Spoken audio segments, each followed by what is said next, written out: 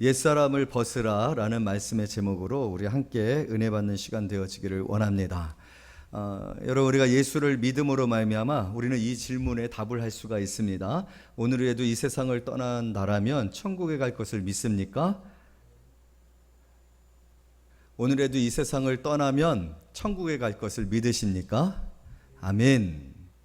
또 이런 질문에 우리가 답을 할 수가 있습니다. 오늘이라도 예수님을 믿지 아니하는 사람은 이 세상을 떠나면 지옥에 갈 것을 여러분 믿으십니까? 여러분, 이 사실은 우리가 오늘 구원을 받음으로 말미암아 즉각적으로 저와 여러분들에게 이루어지는 일들입니다. 구원을 받는다라는 것은 분명히 거듭난다라고 했어요. 새 사람이 되어지는 거예요. 새로운 창조가 이루어지는 거거든요. 오늘 성경에 써서 24절에서도 하나님을 따라 의와 진리와 거룩함으로 지으심을 받아 새 사람을 입으라 라고 이렇게 얘기를 하고 있습니다.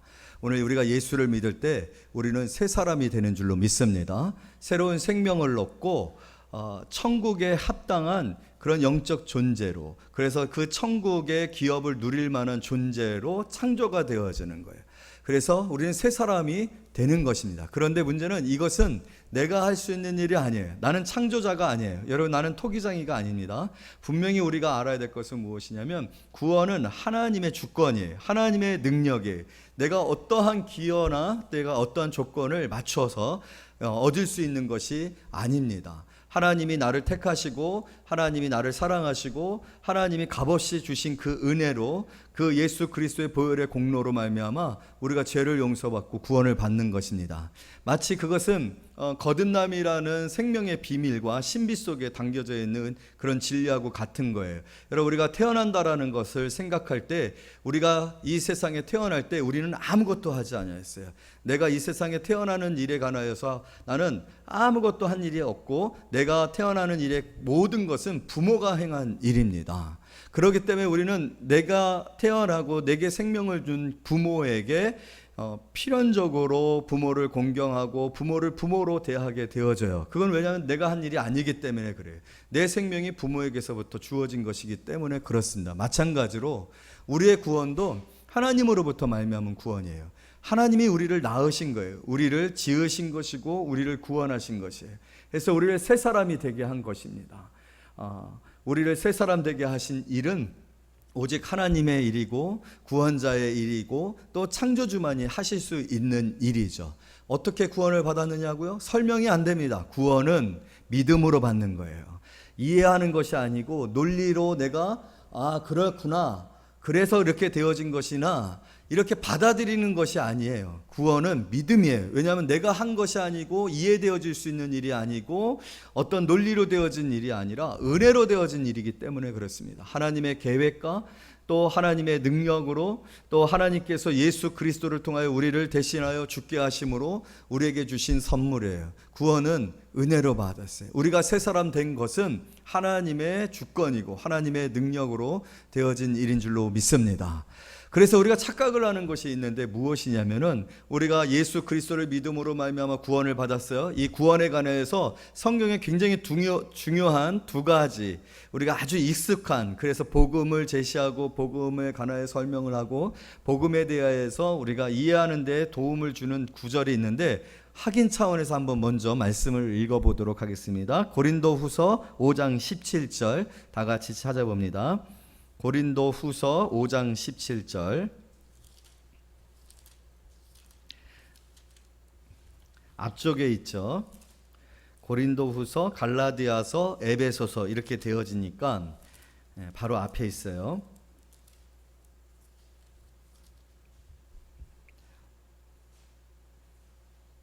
자, 다 같이 읽도록 하겠습니다. 고린도후서 5장 17절, 너무나도 익숙한 말씀이죠. 시작. 그런즉 누구든지 그리스도 안에 있으면 새로운 피조물이라. 이전 것은 지나갔으니 보라 새 것이 되었도다. 할렐루야. 이것이 구원의 결과예요. 우리가 예수를 믿음으로 말미암아 하나님이 우리를 구원하셨다라고 했을 때 우리에게 일어난 일이 어떤 일이냐면, 이전 것은 지나갔으니 보라 새 것이 되었도다. 새로운 피조물이니까. 새로운 피조물이라는 개념은 뭐예요? 창조의 개념이거든요. 새로 만드셨다라는 거예요. 새로 창조하셨다라는 거예요. 그런데 여러분, 이 일에 우리는 어떠한 기여도 할 수 없고 어떤 제한도 할 수 없어요. 우리의 지혜가, 우리의 능력이 사용되어지지 아니하고 이 모든 일을 하나님이 하셨죠. 하나님만이 창조주시기에 또 창조하실 수 있는 능력이 하나님에게만 있기 때문에 오직 하나님이 이 일을 저와 여러분에게 행하신 거예요.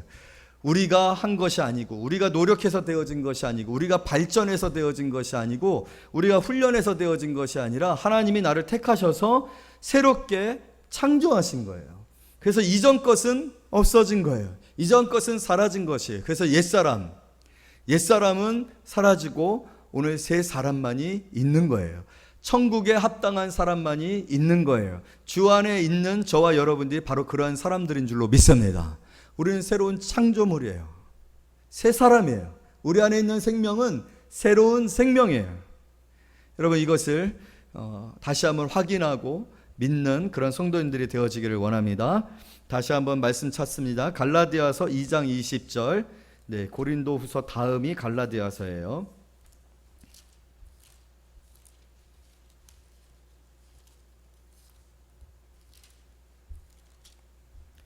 2장 20절. 좀 더 구체적으로 내 안에 어떤 일이 일어났는지 바울이 명확하게 설명해 준 구절입니다. 다 같이 읽습니다. 시작. 내가 그리스도와 함께 십자가에 못 박혔나니 그런즉 이제는 내가 사는 것이 아니요 오직 내 안에 그리스도께서 사신 것이라. 이제 내가 육체 가운데 사는 것은 나를 사랑하사 나를 위하여 자기 자신을 버리신 하나님의 아들을 믿는 믿음 안에서 사는 것이다. 아멘. 지금 내가 살고 있다라면, 우리가 예수 그리스도를 믿고 내가 살고 있다라면 지금 내가 사는 것이 아니다라고 했어요. 그러니까 옛사람은 죽은 거예요. 옛사람은 예수 그리스도와 함께 십자가에 못 박힌 거예요. 여러분, 십자가에 못 박히는 것이 놀러 가는 거, 바캉스 가는 거 아닙니다. 죽으러 가는 거예요. 죽는 일이에요. 예수님이 죽으셨어요. 여러분, 예수님이 죽은 게 확실해야 돼요. 여러분, 예수님이 죽으신 것을 믿습니까? 예수님이 죽으셨어요. 예수님이 죽으신 것을 너무나도 확인시켜 주기 위해서 많은 성경의 분량들이 활용되어지고 있어요. 왜냐하면 예수님이 죽어야 예수님과 함께 나도 죽기 때문에 그래요. 내가 죽어야 옛사람이 죽기 때문에 그래요. 내가 죽어야 옛사람이 사라지기 때문에 그래요. 이전 것은 지나가기 때문에 그래요. 하나님은 지금 우리를요, 리모델링 하는 게 아니에요.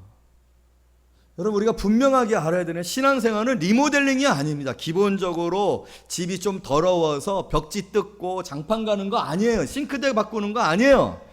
바퀴벌레 많이 나와가지고 싱크대 바꾸는 거 아니라고요. 완전히 집을 바꾸는 거예요. 새 집입니다. 새로운 신분이에요. 그것이 예수 그리스도를 말미암아 우리가 구원을 받은 결과예요. 그 일은 내가 한 것이 아니에요. 왜냐하면 내가 사는 것이 아니라고 했기 때문에. 나는 이미 죽었기 때문에. 여러분, 죽은 사람은 모든 것으로부터 분리되어져 끝나는 거예요. 아무것도 할 수 있는 일이 없어요. 그것이 예수를 믿는다는 의미입니다. 예수 그리스도와 함께 죽는다는 의미예요. 그래서 예수님은 죽으셔야 되는 거예요. 예수님이 죽으신 것 같이 예수를 믿는 사람들은 예수 안에서 같이 죽는 거예요. 옛사람이 그렇게 없어져야 돼요.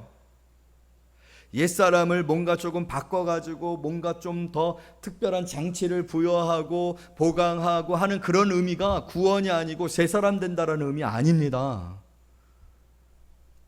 명확하게 우리가 분명히 이 사실을 기억을 해야 한다라는 거예요. 그래서 이제 내가 사는 것은 예수 그리스도께서 사는 것이다. 내 안에 예수 그리스도께서 사는 것이다. 내 안에 사시는 예수 그리스도를 믿는 믿음 안에서 사는 것이다. 여러분, 이제는요, 내가 없는 거예요. 예수만 계시는 거예요. 내가 결정하고 내가 선택하는 것이 아니라 예수가 결정하고 예수가 선택하는 거예요. 그래서 에베소서가 나오는 겁니다. 다 같이 우리 에베소서 4장으로 다시 갑니다.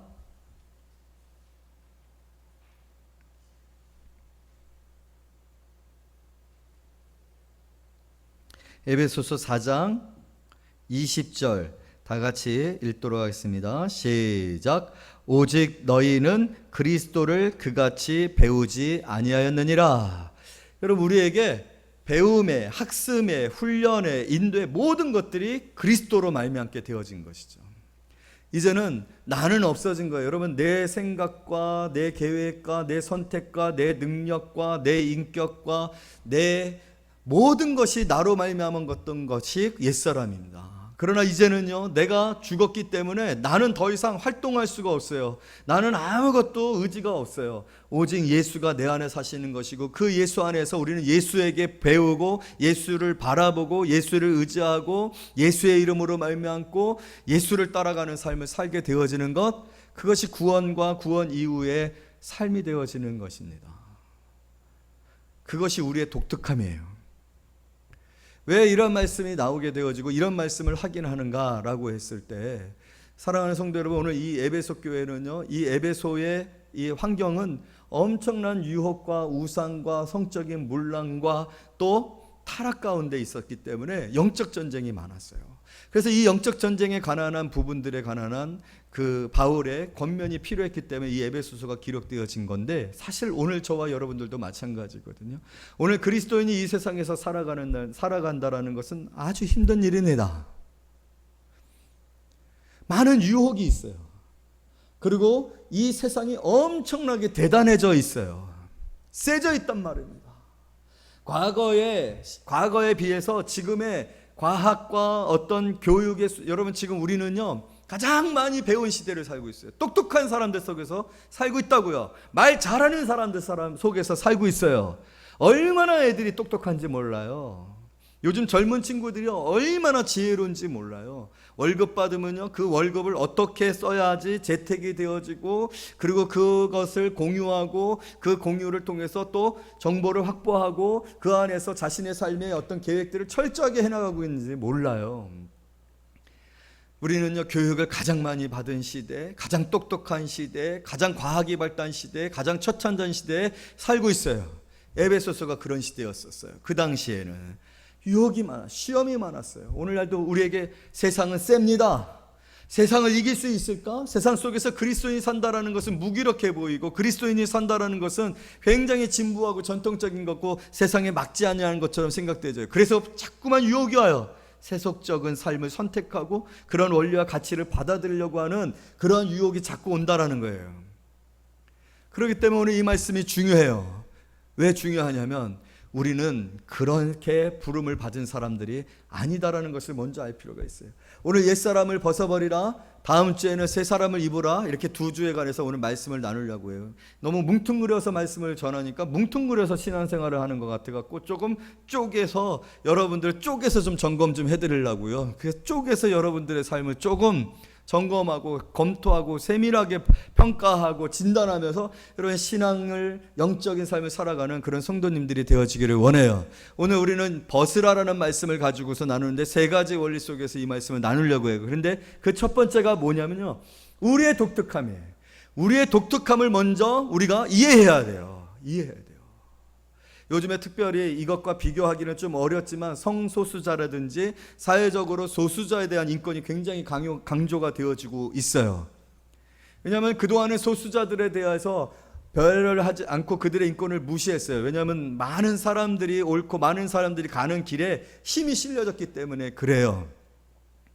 그러나 그 독특함들이 인정되어지고 또 포스트 모더니즘적 사회적 그런 어떤 가치나 원리 속에서 자꾸만 특별함과 독특함에 대한 인정들이 있어지는데, 여러분 오늘 우리는요 그런 갖고 상관없이도 독특하고 특별한 사람임에도 불구하고 우리의 독특함을 우리 스스로가 포기하고 있다는 거예요. 너무 녹아져가 있어요. 너무 일상적으로 너무 생활인들이 되어져 있어요.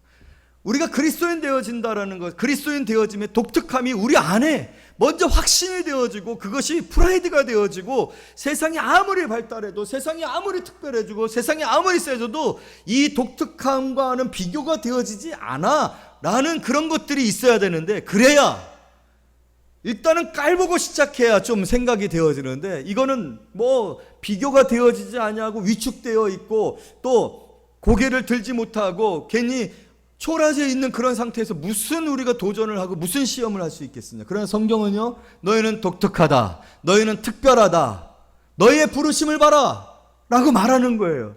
먼저 그래서 그것이 확인되어져야 되고, 그래서 좀 전에 읽었었던 고린도후서 5장 17절과 갈라디아서 2장 20절을 통해서 우리가 뭐라고요? 새로운 피조물이라. 할렐루야. 여러분, 처음에는요 모든 것들이 다 낯설었어요. 여러분, 핸드폰 너무 낯설었어요. 그러나 지금은 핸드폰, 스마트폰 없이는 살지 못해요. 지금 자율주행, 전기차 막 나와요. 지금은 낯설어요. 그거 안 사요, 사람들이. 왜? 불안하니까. 확증이 되어지지 않았을까? 아직은 안 사요. 아직도 디젤 사고, 아직도 가솔린으로 차 타고 다녀요. 그러나 여러분, 나중에는요 다 타고 다닐 거예요. 그러나 여러분, 그것을 개발하는 사람들은 알고 있어요. 미래를 예측하고 있어요. 이것이 특별하고 이것은 독특하고 이것이 해결책이라는 확신이 있기 때문에 끊임없이 일반 그런 어떤 방식의 그런 자동차 운행 방식을 거부하고 새로운 방식의 자율주행의 또 전기차나 수소차의 방식으로, 여러분 주식도 보세요. 이쪽이 더 많이 뜁니다. 아는 사람들은 투자하는 거예요. 그런데 그리스도인들은요 그만큼도 자신에게 투자를 못하고 있단 말이에요. 그리스도인들은 그리스도인의 특별함, 나에 대한 내가 새로운 피조물이라는 거예요. 이 세상의 사람들의 생각을, 고정관념을 뛰어넘는 새로운 피조물이라. 성경이 우리에게 그렇게 말하고 있지 않습니까? 이전 것은 지나갔으니 보라 새 것이 되었도다. 할렐루야. 새로운 피조물이라. 여러분, 우리는 예수 그리스도를 믿을 때 이 세상은요 창조 때 아담과 하와의 불순종 이후에 원죄 아래에서 한 번도 바뀐 적 없어요. 영적인 상태가 바뀐 적이 없어요. 하나님과의 관계에 있어서 이 세상 원죄 아래에서 태어난 모든 사람들은 한 번도 하나님을 기쁘시게 한 적 없어요. 하나님이 그들을 향하여서 한 번도 뜻을 돌이키신 적이 없어요. 멸망하기로 작정하신 이후로 하나님은 아무리 사람들이 전기차를 타고 다니고 아무리 사람들이 똑똑해서 이제 막 차가 막 날아다니고, 야 이놈들 보니까 아니야 괜찮은 것 같아, 얘네들은 뭔가 좀 달라질 것 같아, 얘네들은 뭔가 특별함이 있어 라고 생각해 보신 적이 없어요. 하나님은. 왜요? 죄인이기 때문이다. 그러나 저와 여러분은요 하나님이 항상 특별하게, 항상 놀래요. 하나님을 항상 하나님께 항상 감동을 줘요. 졸고 있어도 하나님 앞에 항상 감동을 줘요. 하나님의 늘 설레임이에요. 여러분들은 하나님의 설레임이에요. 아멘. 여러분들 교회에 나올 때, 하나님 앞에 나올 때 하나님은 항상 너무 놀라고 설레고 만나고 싶어요. 하나님을 기쁘시게 하고 하나님을 춤추시게 하는 사람이라는 걸 믿으세요. 우리 스스로가 먼저 그것을 인식해야 된다는 거예요. 그래서 우리 스스로에 대해서 다 아니다라고 해도 투자할 수 있는 사람들이 되시라는 거예요. 세상적인 표현으로 얘기한다면 여러분들의 그리스도인됨에 확신을 가지고 거기에 내 시간과 내 물질과 내 관심을 투자해도 되는 새로운 피조물, 세상에는 없는 하나님과 연관해서, 특별히 하나님과 연관해서, 여러분 세상에 어떤 것도 하나님의 관심을 끌지 못하는데 우리는 하나님 앞에 관심을 끈다니까요. 세상은 아무리 나쁜 짓을 해도 관심이 없어요. 그러나 하나님은 우리가 나쁜 짓 하면요 엄청나게 긴장해요. 불안해해요. 하나님의 마음을 아프게 해요. 여러분 세상 사람들이 아무리 나쁜 짓을 해도 하나님 마음 아파 안 합니다. 왜? 어차피 땔감으로 쓸 거고 지옥불에 던져지고 하나님 심판하실 것들이기 때문에 그래요. 그만큼이나 우리는 새로운 피조물입니다. 새 사람이고 새로운 창조물이에요. 아들 예수 그리스도의 그 보혈로, 여러분 아들 예수 그리스도의 보혈로 씻으신 사람들입니다. 그냥 물로 씻은 사람들 아니냐니까요. 성령으로 세례를 받은 사람들이에요. 저와 여러분이 그 특별함을 아시기를 바랍니다. 저는 4장 1절 왜 이 말씀을 하느냐 하면 17절 제가 얘기하고자 하는 첫 번째 원리, 옛사람을 벗으라 라고 할 때 우리가 분명히 인식해야 할 첫사람이 무엇이냐면 17절을 먼저 읽고 4장 1절로 갈게요. 17절 먼저 읽습니다. 시작.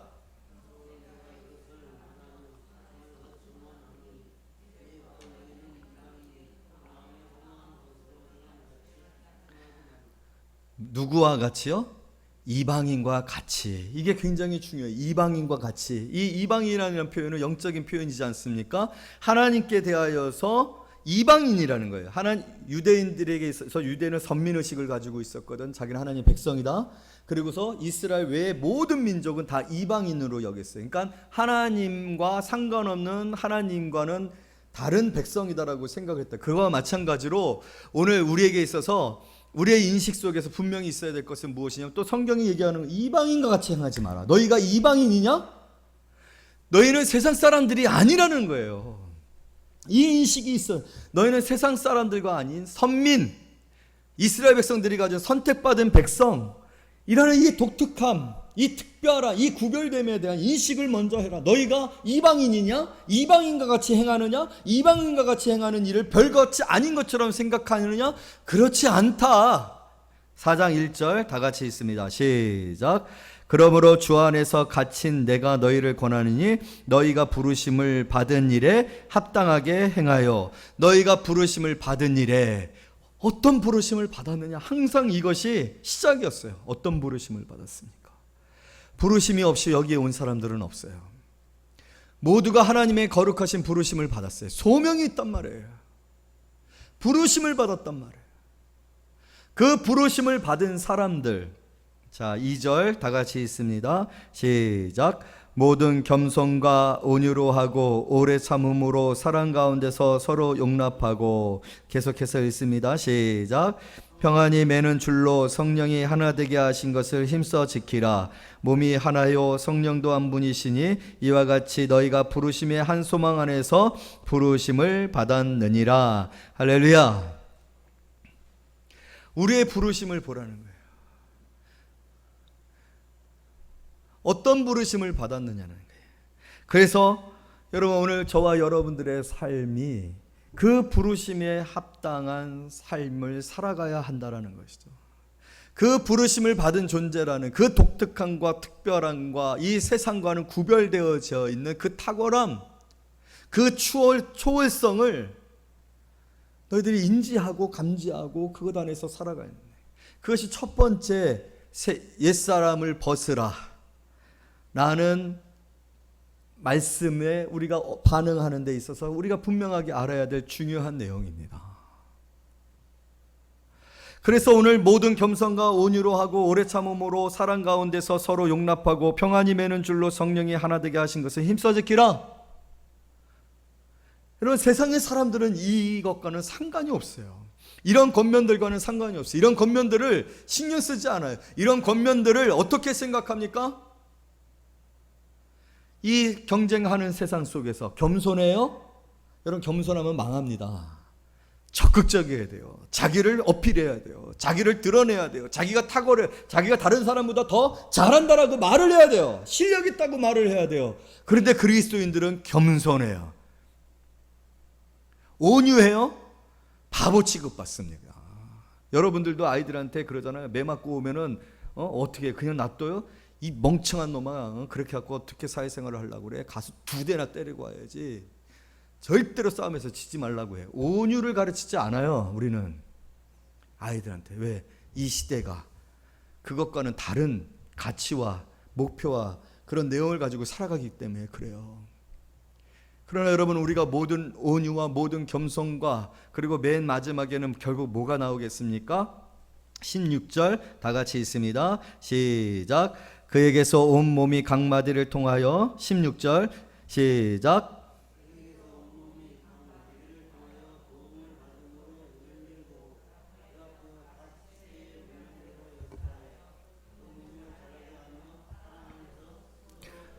무엇 안에서요? 사랑 안에서. 여러분, 이 사랑을 말할 수 있는 거, 이 사랑으로 겸손한 거예요. 사랑으로 온유한 거예요. 사랑으로 하나 되는 거예요.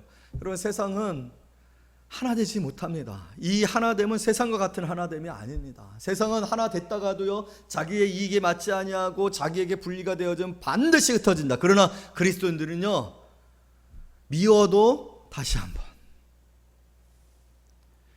우리는 그리스도의 몸된 지체가 된 한 교회가 되었어요. 한 성령 안에서 한 교회가 되었어요. 여러분, 교회, 정말로 교회에 미운 사람 없어요? 있어요. 같이 마주 앉아서 밥 먹고 싶은 사람, 밥 먹기 싫은 사람 있어요? 없어요? 내가 이런 취급받으면서 저 사람한테 이렇게 좋아해야 돼? 할 사람 있어요? 없어요? 있어요. 그런데 교회는요, 그래도 하나가 돼요. 하나 돼요. 하나가 되려고 해요. 절대로 흩어지지 않습니다. 절대로 떠나지 않습니다. 우리의 독특함이에요.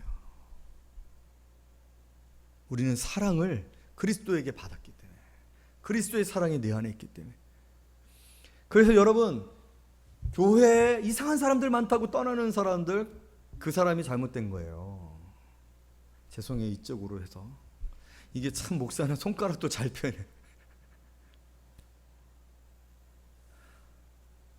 그는요, 교회를 잘못 오해한 거예요.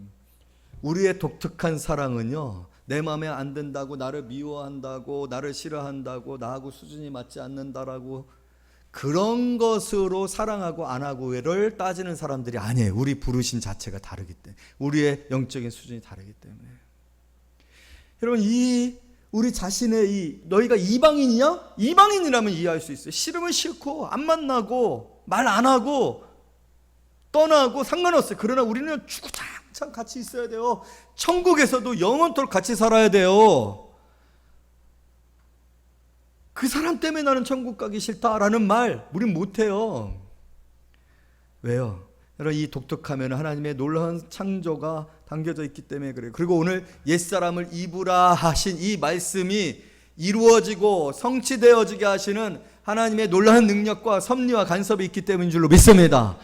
정말로 천국에서 이 사람 안 만나고 싶었거든요. 천국에서도 저 사람하고 같이 앉아갖고 밥 먹을 것 같으면 나는 진짜 천국 안 간다, 그렇게까지 할 수 있었던 사람이었는데, 천국 가봤더니 달라요. 그 사람 때문에 천국에 있고 싶어질 정도가 될 줄로 믿습니다. 하나님이 그렇게 하실 거예요. 물론 그 안에 우리의 훈련과 순종과 헌신과 변화가 있어야죠. 그것이 바로 옛사람을 입으라는 요구입니다. 그러나 이 요구를 하실 때 그것은 단순히 어떤 규정이 아니에요. 규정이 아니에요. 규칙이 아니에요. 의무가 아니에요. 그래서 여기서부터 시작해요. 너희가 이방인이더냐?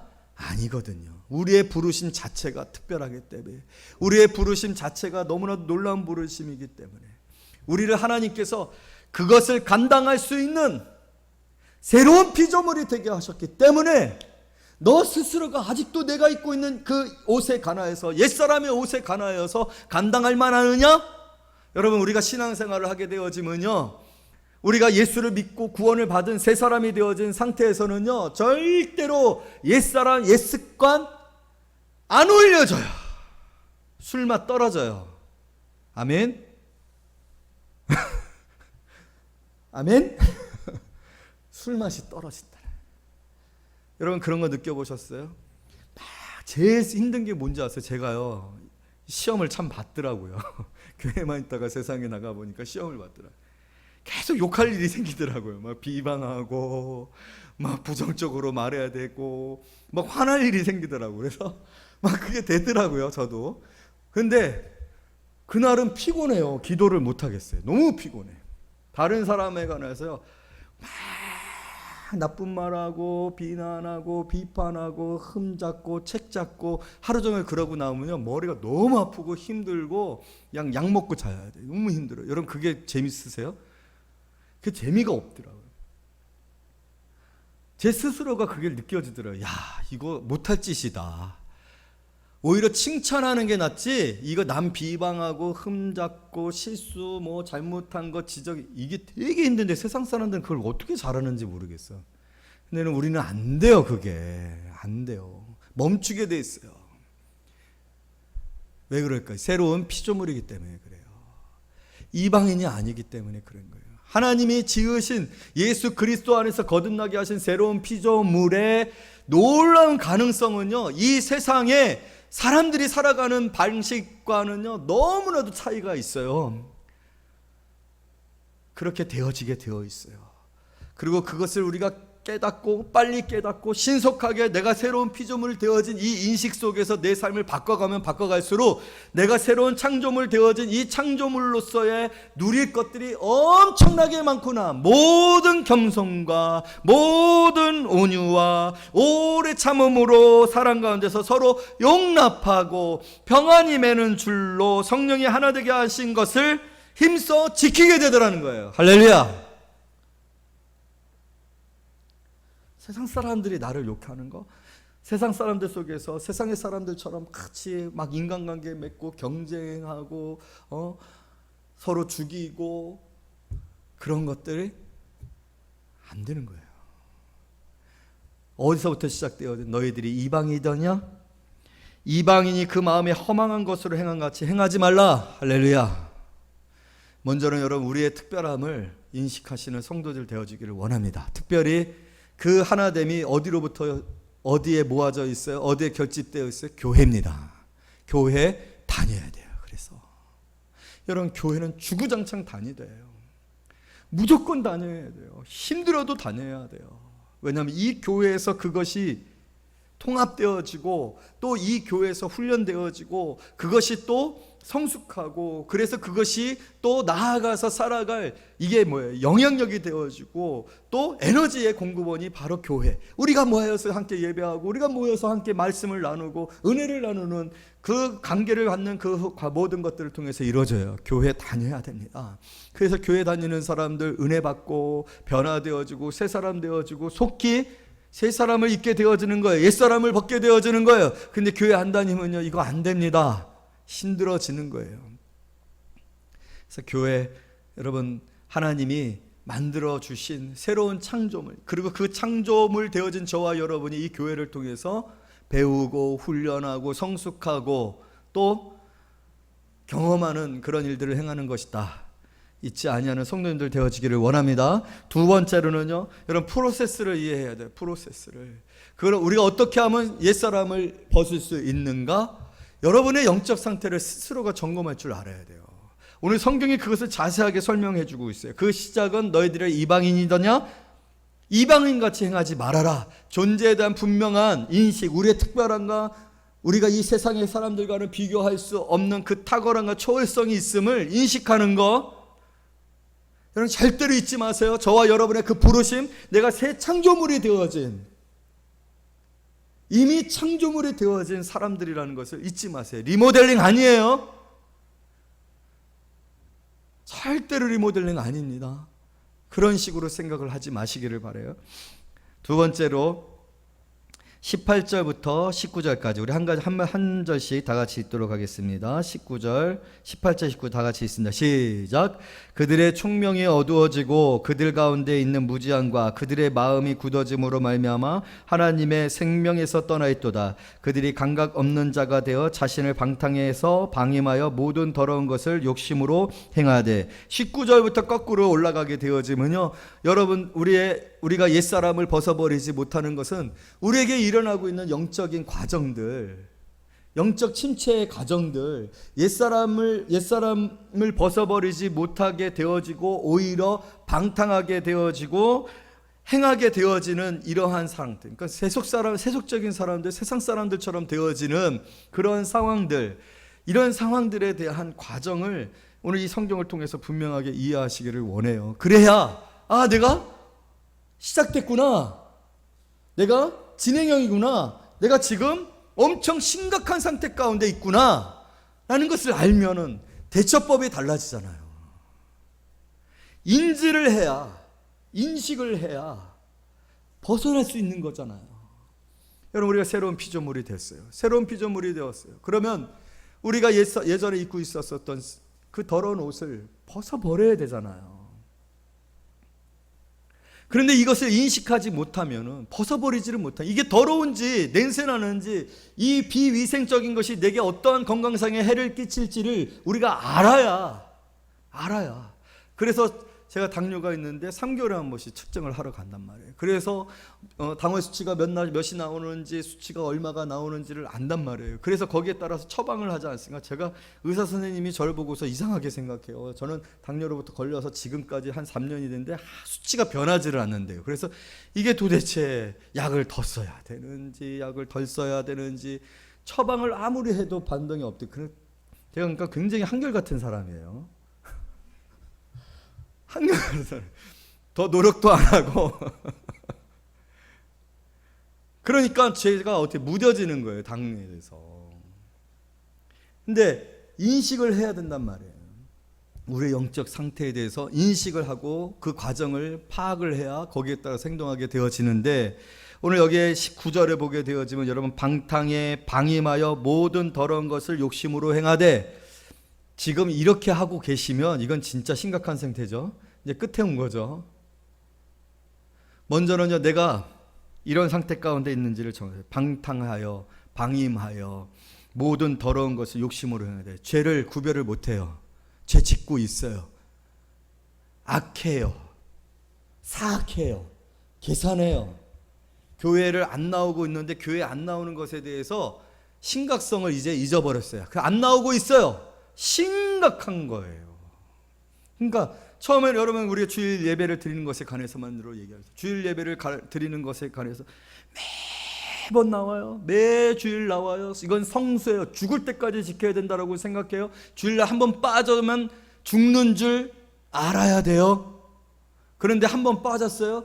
피치 못해서 빠졌어요. 그런데 좀 있다가 보니까 그 빠진 것에 죄책감이 없네요. 빠지는 게 쉬워져요. 또 약속이 있으면 명분을 만들어요. 또 자기 합리화를 시켜요. 어쩔 수 없지, 가족을 위한 것인데, 아유 그때 우리 결혼식에 와가지고 그 부주도 해줬는데 내가 마땅히 가서 부주도 해야지, 한 주 빠지면 어때? 타당한 그런 원리들이 생겨져요. 그리고 나중에 이것도 없어요. 이것도 없어요. 그냥 빠져요. 피곤하면 빠지고, 지각하면 빠지고, 교회 가는 거 아무런 신경도 안. 여러분, 그런 영적인 상태들 과정이 있거든요. 그냥 단번에 죄인 되는 거 아니에요. 죄 짓는 거 아니에요. 과정이 있어요. 영적 진체의 과정이 있어요. 그래서 처음에는요, 18절에 보니까 그들의 총명이 어두워지고, 총명했다는, 민감했다라는 거예요. 예민했어요. 무서웠어요. 두려웠어요. 근데 총명이 사라지는 거예요. 총명이. 영적인 민감도가 사라지는 거예요. 하나님께 예물을 드리는 거나 주의 성수하는 것이나 성도들과의 그 관계 속에서 성도들에게 어떤 부정적인 것들이 보여졌어요. 예전에는 그것을 품고 기도했어요. 왜냐하면 그런 시 하면 안 된다고 깨어 있었기 때문에, 영적으로 깨어 있었기 때문에, 영적인 그런 어떤 충만함이 있었기 때문에, 총명함이 있었기 때문에 시험에 들지를 않는 거예요. 기도하는 거예요. 품어서 기도해 주는 거예요. 그러한 일들이 사라지도록 기도해 주는 거예요. 그런데 이제 그런 것들이 사라져요. 어두워졌다라고 표현했어요. 그들 가운데 무지함과 그들의 마음이 굳어짐. 이제는 굳어지는 거예요. 자리를 잡기 시작하는 거죠. 자리를 잡기 시작하니까 이제 같이 말을 섞고 비난하고, 주일날 교회를 안 나오는 것도 더 이상 마음에 죄책감이 안 들어요. 11조를 하나님 앞에 드리지 않아도 이제는 마음에 죄책감이 안 들어요.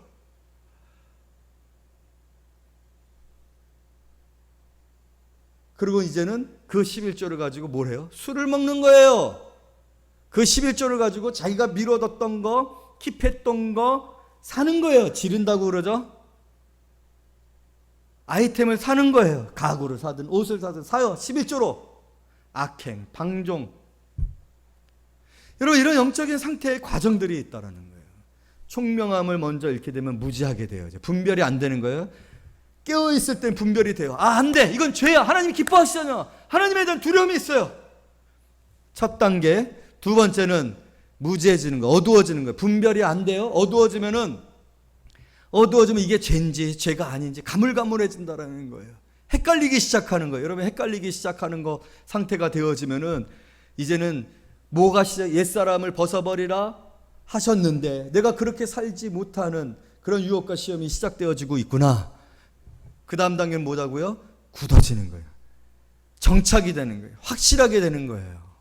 그래서 아예 기대도 하지 아니하고, 기도도 하지 아니하고, 노력도 하지 아니하고, 회개하지도 아니하고, 그리고 마지막 단계는 악을 행하는 거죠. 방종하는 거죠. 구원받기 전 똑같은 사람들이 되어지는 거예요. 그보다 더 악해진 과정이 있어요. 여러분, 이 영적 침체의 과정을 분별할 줄 알아야 돼요. 그래서 우리가 계속해서 말씀을 듣는 거예요. 이런 말씀이 주어졌을 때 깨달아야 되는 거예요. 그래서 스스로가 이 말씀에 비추어서 내가 영적 단계가 어떤 단계구나, 총명한 단계구나, 깨어있구나, 하나님 앞에 감사하시기를 원합니다. 하나님께 깨어있게 해달라고 기도하시기를 원합니다. 무지해지지 아니하도록 기도해요. 헷갈리기 시작하는 거예요. 헷갈리기 시작하는 거. 여기가 위험 단계의 시작에 이제 주황색 불 들어온 거예요. 헷갈리기 시작하는 거예요. 그 다음에는 굳어지는 거예요. 굳어지는 거예요. 아무런 감각이 없어요. 그 다음부터 하는 일들은 방종이에요. 그냥 곱비 풀린 망아지처럼 죄짓고 다니는 거예요. 주일날 놀러 다니는 게 목표예요. 예배가 목표가 아니라 놀러 다니는 게 목표예요. 예배 끝나고 놀러 가는 게 목표예요. 예배가 목표가 아니라 예배 드리고 예배 후에 은혜를 나누며 쉼을 얻고 가족들이 식사할 수 있어요. 그러나 예배가 목표가 아니라 예배 끝나고 놀러 가야지. 저가 눈 마주치지 마세요. 지금 안 돼요. 그건 옛사람을 잊는 거예요. 벗는 게 아니라. 우리는 새로운 피조물이 되어졌는데, 새로운 피조물이 그러한 상태 가운데 있게 되어지면, 오늘 시간이 거의 다 돼서 세 번째는 다음 주와 이어서 계속해서 말씀을 나누도록 하겠습니다. 우리 말씀 한번 찾아보겠습니다. 베드로후서 2장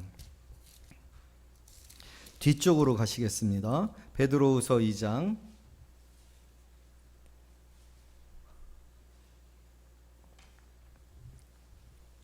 386페이지 22절.